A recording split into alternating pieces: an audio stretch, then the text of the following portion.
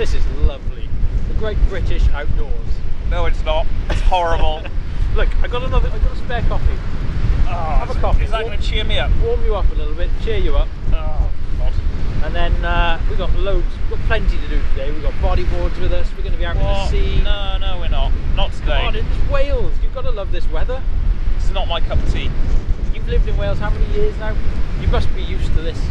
Enough to realise I never want to do any of those things in this weather. Look, the car we've got with us today, look, this is perfect for this kind of weather. Is that what you've dragged me here? For this? Yeah, well, it's rugged, outdoorsy, adventure-y. We can just do anything with this thing. We're parked on mud at the moment. We can take this up mountains. Oh, I can't wait. We've got a full day of this. Come on. Great, it's going to be great. Got a Okay bit of then. energy. Come on. Show me this car. Come on. We got this car. We got boot full of stuff. We got the sea. Oh, if we Let's must. go and see what we're going to do today. Is it? We got the bodyboard with us. We got indo boards, yoga mats. What's in this box of tricks? I don't even know what's in here.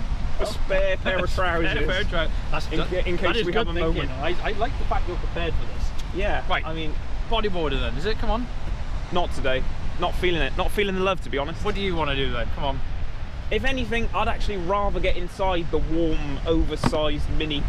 As boring as it looks, It is an oversized. I'd rather be in there than out here. Okay, fine. Let's do it your way. Let's get in this car and let's go. Come on, let's go. Let's get in the warmth. Get out of here.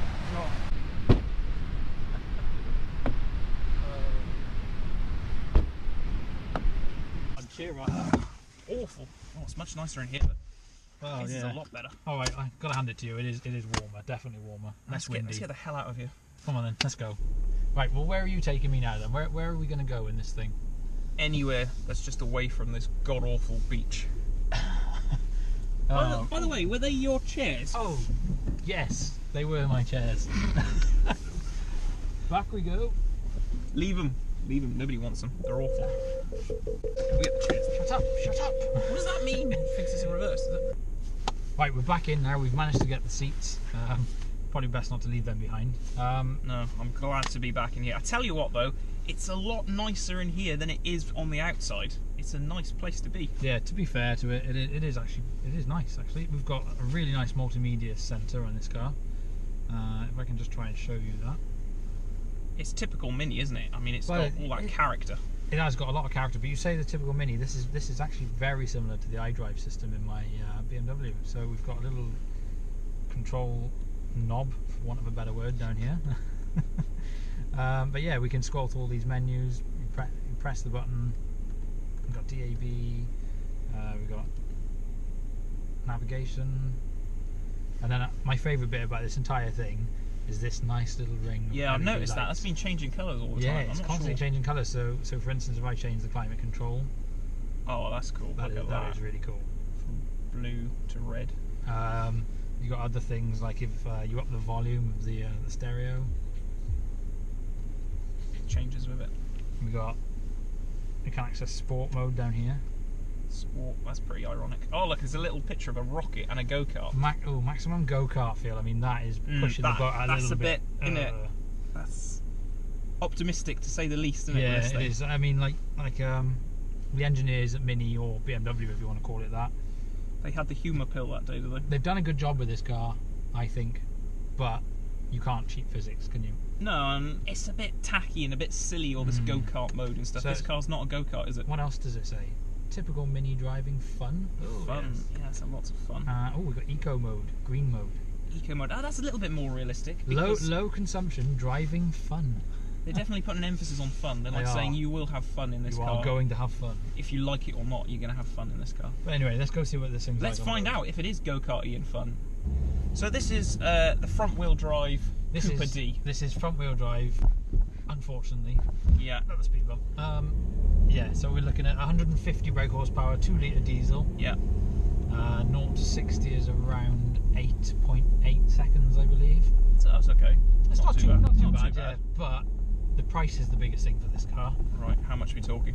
I believe this current spec is around £25,000. 25,000. And this is like got nothing on it. No, but apart from that system there, which God knows how much that costs, probably another £1,000, I would have thought. But yeah, as you know, BMWs, everything is an optional extra. Yeah. I mean, you're only telling me because you've got like things like adjustable rear seats. You've got the button on the boot. Yeah, everything I think on this car that you'd probably want to have for practicality and style costs a lot of money more. So, but in a way, it's good that we're testing the sort of the bargain basement diesel.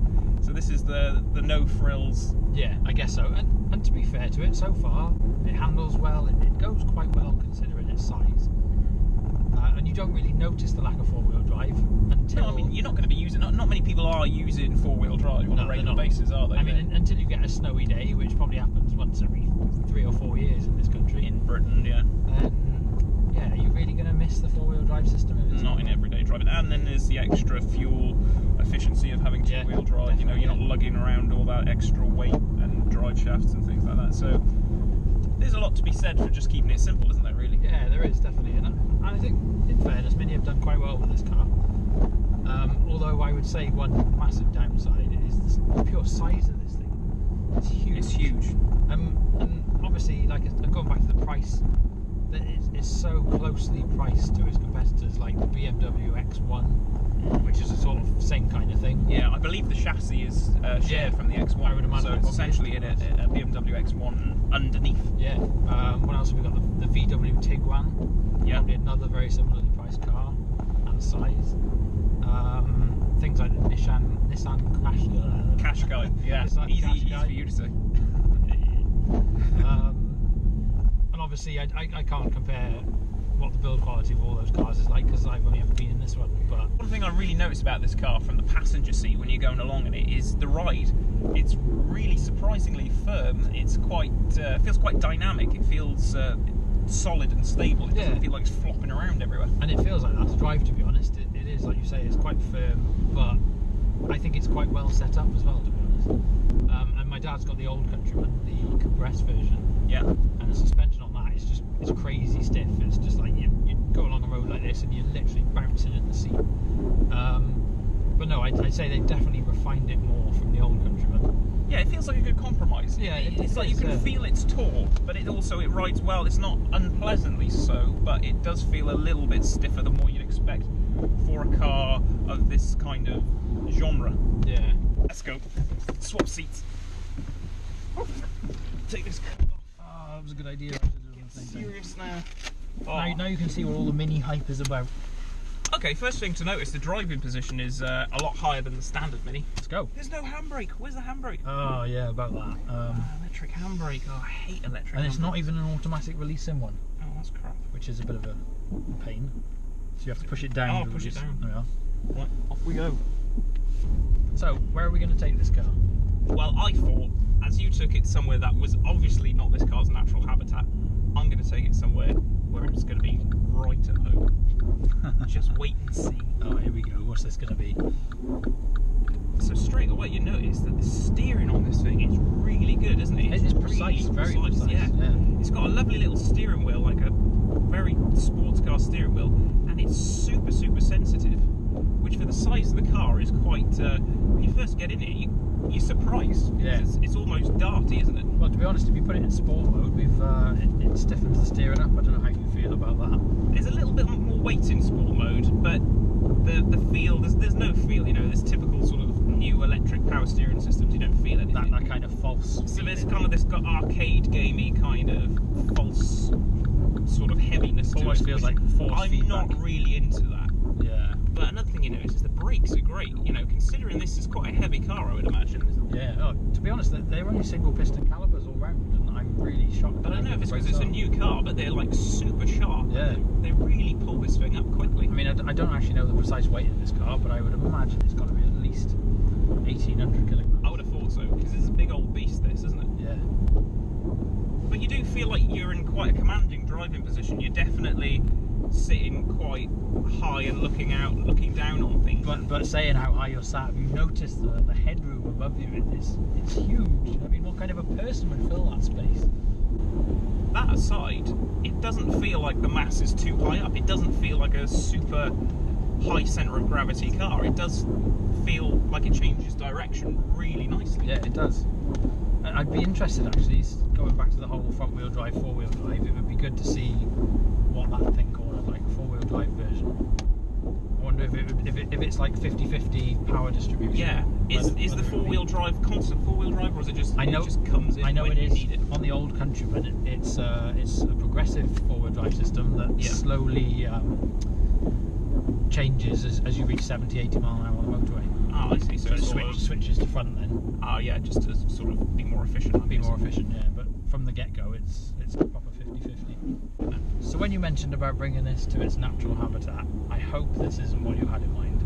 Well, I think this is more realistic of the natural habitat. We are one of these soft-roader, lifestyle crossover cars. It's a small sort of middle-class town, you know. Middle class, I think that's a bit of an understatement. Upper middle class town with, you know, school runs and lots and lots of mums doing school runs. Yummy mummies doing their school runs and doing the day-to-day errands. Loads of buses and narrow roads. Yeah, so I think this is more of a real-world test for the car as opposed to that semi-bit of off-roading that you were trying to achieve earlier. So where exactly in this town are you taking me? I'm going to go to the place that this car is probably going to spend a great deal of its time. Waitrose. Waitrose. This car is perfect for Waitrose. I should have known. These are the people, these are the target audience of this car. Not outdoorsy people with surfboards and things like that and lifestyles. No. Waitrose. And there's an old Countryman. You were right. Quinoa and things like that. Look at it, Range Rover. We'll park it next to Volvo XC90. Let's park it next to a little Mini, a real Mini, so we can get an idea of just how much bigger. It's this massive yeah, I nearly crushed it then, like a little ant.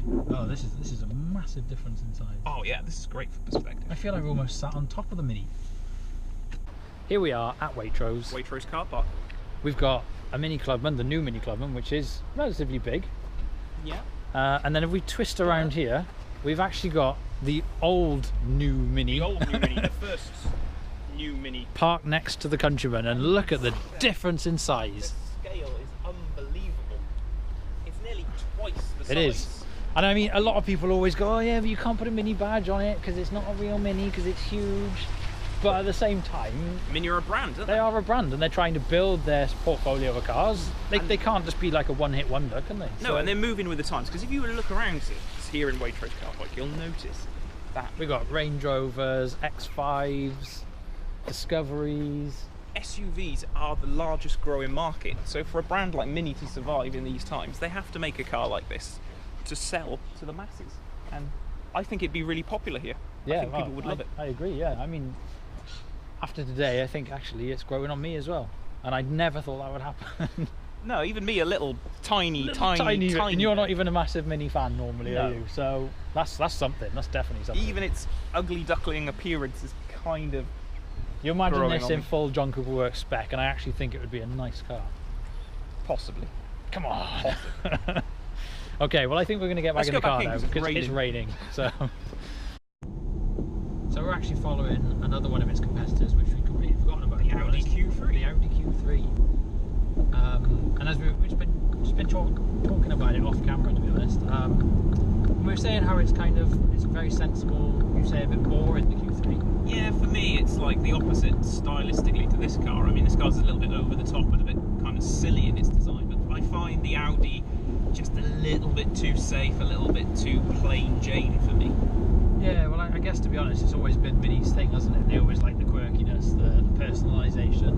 Yeah. I bet you'll see these on the road with funky coloured roofs and different stickers on the mirrors and stripes everywhere.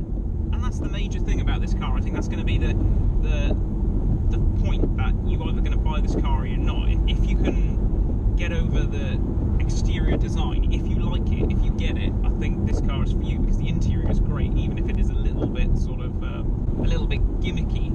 Yeah, I guess so. Yeah. With that fun go-kart mode and things like that. I mean, how many like grown-up people with like kids are going to be like, oh yeah, I'm going to buy a nice family car and then put it into fun go-kart mode? I mean, is that really what people are looking for? Yeah, but then at the same time, if you're not really that into cars, maybe you put it into sport mode and it tells you, oh yeah, go have maximum fun. they're going to be like, oh, okay, cool, my car's telling me to have fun. That's a bit of a stretch. I think it's a bit of a stretch. Yeah, but how many other cars do you know that encourage fun? Not many.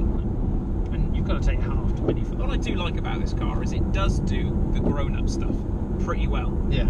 You know, it's roomy, it's spacious, it's really easy to drive around town. This 2-litre diesel is very economical and it's got good usable performance, but it is also quite good fun to drive. Yeah. It's quite enjoyable. So you don't normally get all those things in one package, do you? So it is a good crossover in that respect. Yeah. And it does sort of have the best of both worlds. So I guess to summarise this video, would you buy one? Bear in mind, this was £25,000, and it's like, we have said a lot of positive things about this car today, but I don't think I would spend my own £25,000 on this car, because the styling just isn't for me, and that is the big problem. Is if you don't fall for the styling, you're never really going to like this car. No, you're not. And I think for me personally, now I've got a family with a little kid, I think the size of this thing would be really, really good, practical. But you look at £25,000, what other things are in that price category, and you just can't help but to think there's so much out there. It's a lot of money. It's a lot of money. It's a good car. It is a good car. It's a very good car dynamically, but it's just too expensive, and it's just a little bit niche, isn't it? Yeah. I think if you're in the market for a nice little crossover, you've got a family, you've got dogs, whatever, and you're happy to spend £25,000, I don't think you'd be disappointed, would you? If you want to see more, yeah, hit the subscribe button and come back for any more videos that we're going to do. We've got lots lined up in the future, so stick around. Thanks for watching. Cheers. Cheers.